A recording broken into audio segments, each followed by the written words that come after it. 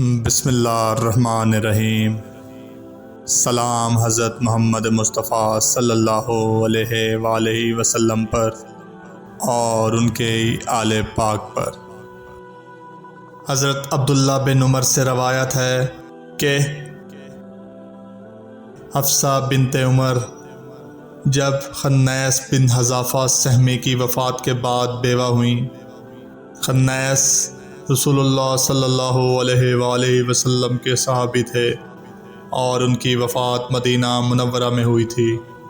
عمر بن خطاب نے بیان کیا کہ میں عثمان بن عفان رضی اللہ تعالیٰ عنہ کے پاس آیا اور ان کے لیے حفصہ کو پیش کیا کہ آپ ان سے نکاح کر لیں۔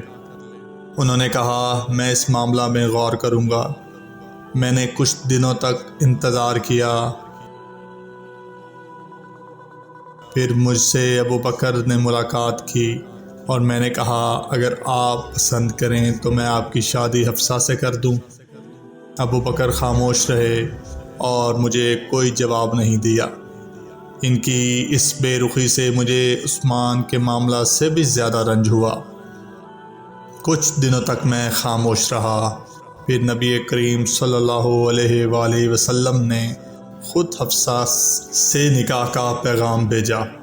میں نے نبی کریم صلی اللہ علیہ وآلہ وسلم سے حفصہ کی شادی کر دی۔ اس کے بعد ابو بکر مجھ سے ملے اور کہا جب تم نے حفصہ کا معاملہ میرے سامنے پیش کیا تھا تو میرے اس پر خاموش رہنے سے تمہیں تکلیف تو ہوئی ہوگی کہ میں نے تمہیں اس کا جواب نہیں دیا تھا۔ عمر بن خطاب نے کہا واقعی ہوئی تھی۔ ابو بکر نے کہا تم نے جو کچھ میرے سامنے رکھا تھا اس کا جواب میں نے صرف اس وجہ سے نہیں دیا تھا